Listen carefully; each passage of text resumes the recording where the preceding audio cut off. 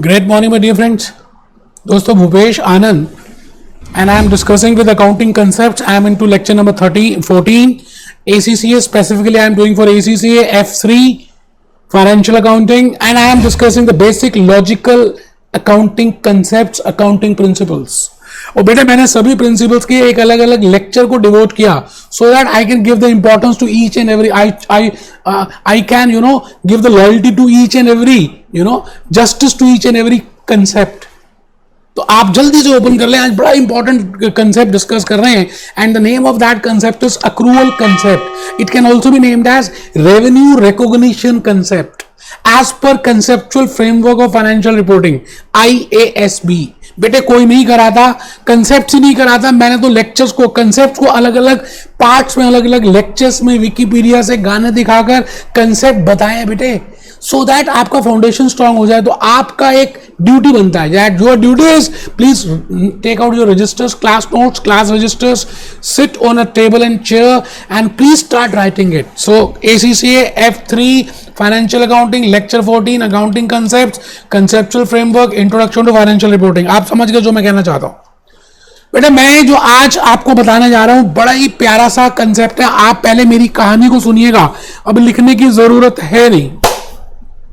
लिखेंगे बेटे, लिखेंगे, बिल्कुल लिखेंगे, बट द पॉइंट इज अभी पहले आप 2-3 मिनट मेरी बात को सुनेंगे तो मुझे लगता है बड़ी सारी बातें वैसे ही क्लियर हो जानी है. बेटे आप जब स्कूल में जाते थे ना, जब आप स्कूल में जाते थे तो आपका एक क्लास में, जैसे 9th क्लास में आप हैं, अज्यूम कर रहे हैं, तो बेटे 9th क्लास का ड्यूरेशन अगर आप देखें तो 12 मंथ्स का ड्यूरेशन होता था. मतलब जिस पीरियड से हम क्लास स्टार्ट करते थे और जिस पीरियड में एंड होता था जब आप नेक्स्ट क्लास में जाते थे, तो जनरली 12 महीने का ये पीरियड है. बट जापान में भी ऐसे ही होता है, अमेरिका में भी ऐसे ही होता है, चाइना में भी, पाकिस्तान में भी, बांग्लादेश में भी, श्रीलंका में भी. हम एक क्लास को 12 महीने की मानते हैं और उसके बाद हम उस स्टूडेंट को प्रमोट कर देते हैं कि वो नेक्स्ट क्लास में चला जाए. बेटे 12 महीने क्यों आया? लॉजिकली कंसेप्ट ये समझ नहीं आ रहा. Why 12 months? Why not 6 months? Why not 3 months? Why not 10 months? बेटे अब हमने ये एक assumption, एक प्रिंसिपल, एक पॉलिसी, एक कन्वेंशन, लॉ में लिखा नहीं हुआ, but we have followed a convention. बेटा सदियों से चलता आ रहा है, तो हमने उसको 12 महीने का एक पीरियड मान लिया. Similarly, if I prepare an account, अब सुनना जरा ध्यान से जो मैं कहने जा रहा हूं. If I prepare an account, whether I am a USA company, whether I am a Indian company, whether I am a Japanese company, any company I may be, generally my financial statements are prepared for a particular period, and that period is 12 months. बेटे वो period 12 महीने का होता है. हाँ वो बात अलग है कि अगर आप अमेरिकन कंपनी को देखें, यूरोपियन कंपनी को देखें, तो period start from January and end up to December. And if I see Indian company, my accounting period in India start from April and it ends on March. It depends, but the point is we are not concerned कि कब start हो रहा है, कब खत्म हो रहा है. हमें ये मतलब है कि 12 महीने का पीरियड होता है. It means financial statements are being prepared for 12 months. अब सुनना, कहानी बड़ी इंपॉर्टेंट अब स्टार्ट हो रही है. बेटे आपको याद है एक बंटी था, बंटी की कहानी मुंह जबानी. बेटे ये अकाउंटिंग पीरियड है बंटी का, अज्यूम कर रहे हैं. एंड मैं फॉर सिंप्लिसिटीज एक मैं जनवरी 2021 और दिसंबर 2021 ले रहा हूं बेटे आपको, ताकि समझ आए, और कोई बात नहीं है. इट मींस 12 महीने का ये जो पीरियड है 2021 का है. और अब द पॉइंट इज ये जो पीरियड है ना 12 महीने का बेटे बड़ा ही प्रीशियस सा पीरियड है. इस 12 महीने में in this 12 months there are numerous transactions will be there, lakhs of transactions, crores of transactions होंगी. पैसे आएंगे, पैसे जाएंगे, लेन होगा, देन होगा, I have to give something, I have to pay something, cash will inflow, cash outflow, बड़ा कुछ होने वाला है बेटे. बट द लॉजिक इज, मैं आपसे ये कहना चाहता हूं कि अब सवाल ये आता है कि सपोज करते हैं बंटी को एक सैलरी पे करनी थी अपने एम्प्लॉइज को, and the salary is $1,20,000 for 12 months. 12 महीने की सैलरी $1,20,000 आती है जो उसको पे करनी है. ठीक है जी. Now Now he has paid actually he has paid $1,20,000. फिर तो कोई प्रॉब्लम ही नहीं है बेटे, 1,20,000 ही देने थे, 1,20,000 ही दे दिए, क्योंकि इंप्लॉइज ने वर्क किया, employees have performed their duties, they have done the hard work, they have performed the work, and it means they have the right to get the salary as per minimum wages act. तो बंटी ने 1,20,000 की payment भी कर दी, क्योंकि वो 12 महीने की थी, 12 महीने की पेमेंट कर दी. बट सपोज करते हैं कि इंप्लॉइज को हमें देना है 1,20,000, बंटी हैज टू पे 1,20,000, but Bunty has not paid 1,20,000, he has only paid $1,00,000. I repeat my golden words. बेटे यहीं पर लॉजिक छुपा हुआ, ध्यान से सुनना मेरी बात को. अक्रूवल कंसेप्ट कह दें या रेवेन्यू रिकॉग्निशन कंसेप्ट कह दें, आई रिपीट, मैंने कहा रेवेन्यू रिकॉग्निशन कंसेप्ट और accrual concept, it is one of the same thing. Now the point is that if actual amount of salary which the Bunty is liable to pay, that is $1,20,000 for that particular 12 months, but he has not paid $1,20,000 due to any reason. We are not concerned with the reason.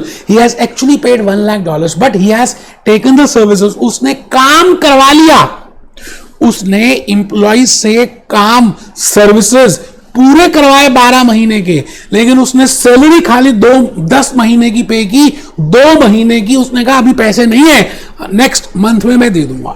सवाल ये आता है कि ये जो 12 महीने का period है, इसमें जब आप इनकम स्टेटमेंट प्रिपेयर करेंगे, at the time of income statement, बेटे जब इनकम स्टेटमेंट बनाएंगे तो we will write on expenses and we will write on income. The point is now actually that Bunty has not paid $1,20,000, rather he has paid only $1,00,000. Now the question is, बेटा सवाल ये आ रहा है कि वो $1,20,000 की जो सैलरी है जिसकी उसने सर्विसेज ले ली है, भले पैसे दिए या नहीं दिए, $1,20,000 का काम करवा लिया है, लेकिन $1,00,000 दिए, तो क्या हमें $1,00,000 डेबिट करने चाहिए या $1,20,000 डेबिट करने चाहिए? बेटे अक्रूवल कंसेप्ट यहीं पर आकर खड़ा हो गया. Revenue recognition concept says that when you have availed the services, जब आपने उनसे पूरी सर्विसेज ले ली, जब आपने खर्चा कर दिया, जब आपने सब सर्विसेज सेवाएं ले ली, अब आपने पैसे दिए हो या ना दिए हो, it is immaterial. We will not take into consideration that whether actually cash has been paid or not, but if that kharcha, that expense, that service you have enjoyed or you have availed during that particular 12 months, it means it is your expense. It means बेटे हम क्या करेंगे, हम 1,00,000 को नहीं debit करेंगे, we will debit $1,20,000 even if you have actually paid $1,00,000, because the logic is, the point is not that whether you are paid or not. The point is आपने उस खर्चे को कर दिया, आपने उसकी पेमेंट की या नहीं की वो देखा नहीं जाएगा. एक बच्चा कहता सर एक बात बताओ कि अगर बंटी ने $1,20,000 की जगह इंप्लॉइज को एडवांस में पैसे दे दिए होते, अगर एम्प्लॉइज को $1,50,000 दे दिए होते फॉर 12 मंथ्स, तो क्या उस केस में हम $1,20,000 ही एक्सपेंस मानते या $1,50,000 का एक्सपेंस मानते? बेटे कैसे बात करते हो? इसका मतलब आपको the point is the point which I want to tell you is not clear to you. I said that if you have availed the services, अगर आपने वो खर्चा कर दिया है, अगर आपने वो सर्विसेज ले लिए हैं, तो आपने पे किया हो या ना किया हो, it is immaterial. The point is आपने वो $1,50,000 में से $1,20,000 का सर्विसेज ले लिया है and you are liable to pay for that. So it means $1,20,000 still will be treated as an expense. We will not treat $1,50,000 as expense. Rather that $30,000 which you have paid in advance, that will be named as prepaid expense and it will be shown as an asset. The point is, in income statement we will always follow accrual concept or it is named as revenue recognition concept. बेटे मैं आपसे यही बात कहने जा रहा हूं, सुनना यार बेटे प्लीज, 2 मिनट की बात रह गई है. I can say there are 2 types of methods of accounting. But when I say as per IASB, when I say as per IFRS, when I say as per International Accounting Standard Board, I will not promote one method. No doubt for explaining purpose I am just telling you there are two types of method. One is cash system of accounting. अभी बेटे notes मैंने बनाए हैं, अभी देखेंगे, अभी पहले आप समझ लो.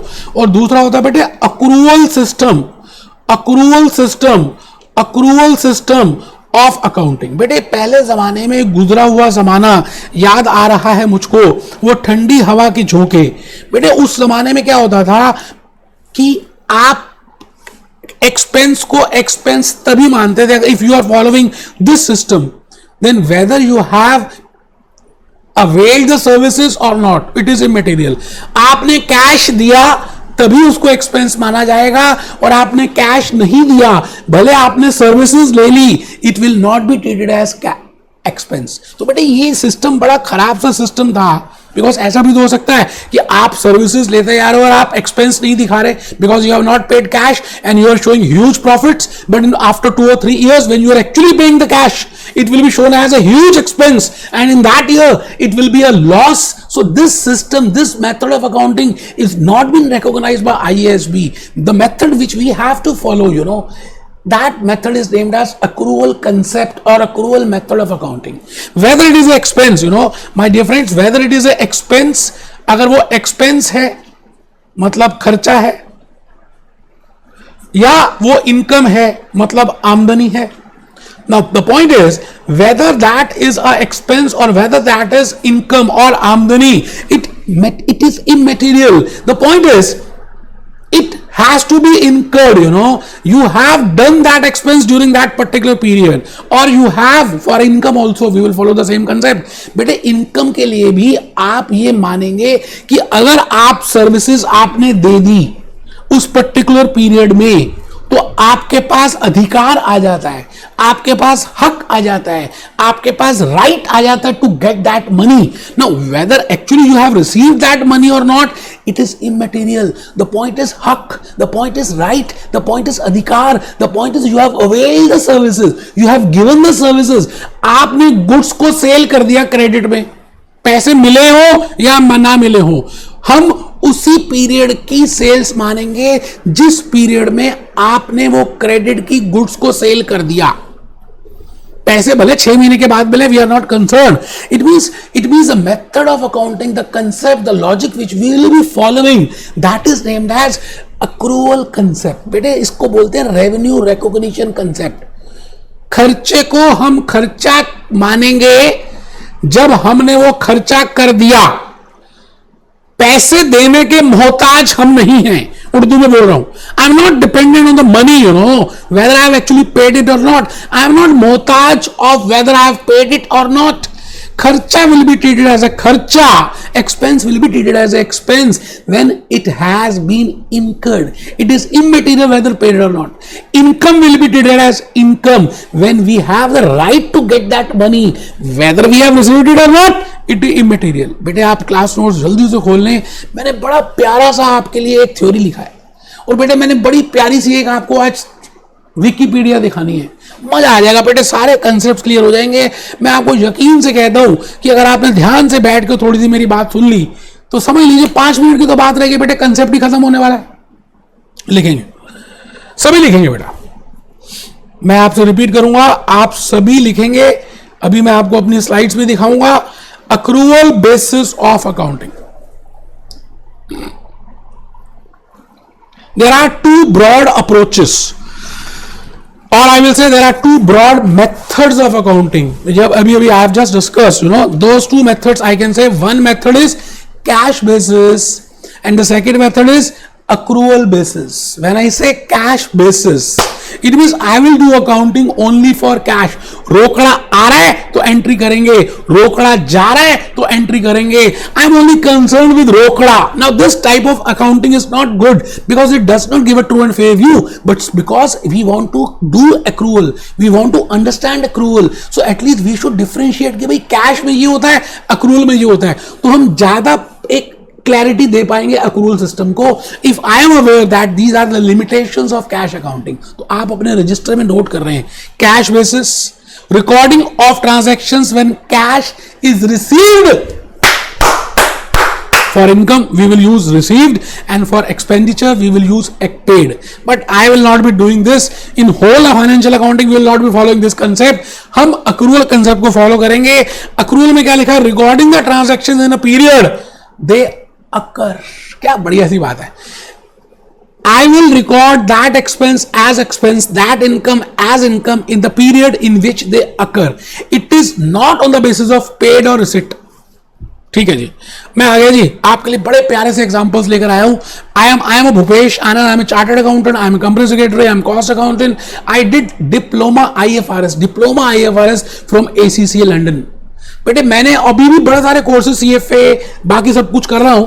The point is I am also a practicing chartered accountant. तो मैंने अपनी फर्म को लेकर एक आपके लिए एग्जाम्पल फ्रेम किया है. बी पॉइंट लिख लें. In accrual basis of accounting, the system which we are doing, revenue is recognized. It means we will treat it as a revenue when earned.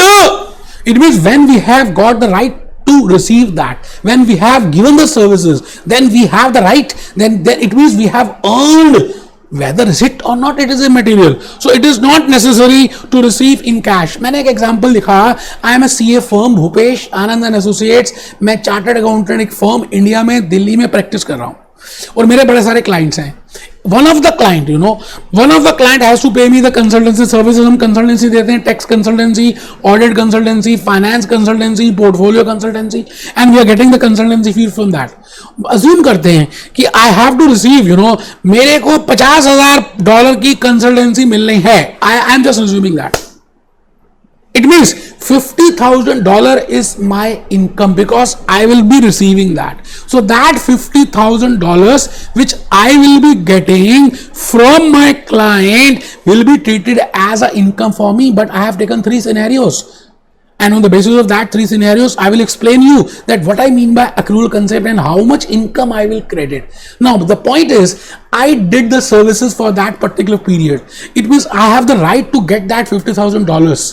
So whether I have received it or not, whether I have received in advance or not, my point is I will credit $50,000 in my income statement. तो बेटे यही बताया मैंने. आइए देखते हैं. बेटे सभी बनाएंगे. देखिए मैंने 3 सिनेरियोज बनाए हैं. बड़ी मेहनत की है बेटे आपको लॉजिक बताने के लिए. Consultancy fees $50,000. क्लाइंट 1 अज्यूम करते हैं. सिनेरियो 1 अज्यूम कर लेते हैं. क्लाइंट 1 अज्यूम कर लेते हैं. Paid $50,000. Client 2 paid $70,000, but I have the right to receive only $50,000. He has given me $70,000. And client 3, because I have done the services. This is situation, let it be 3. Scenario 3, I have done the services for $50,000, but he is paying me only $40,000. Now the point is, because I have already given the consultancy and I have the right to get $50,000. So $50,000 will be my income.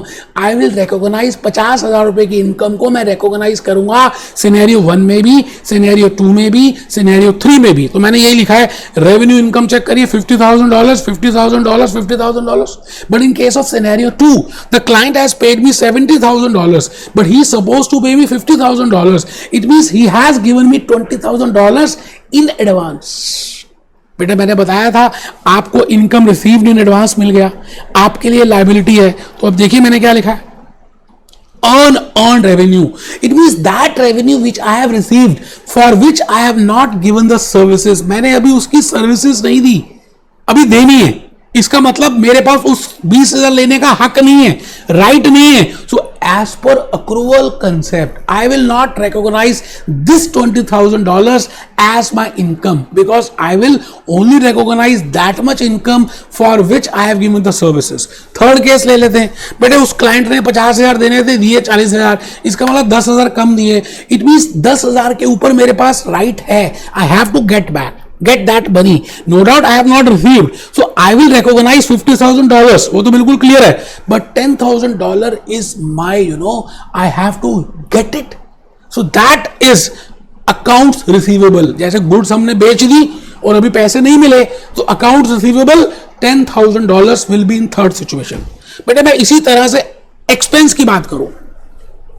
In accrual basis of accounting, expenses are recognized, बेटे बड़े important है. In accrual basis of accounting, in accrual basis of accounting, expenses are recognized when incurred.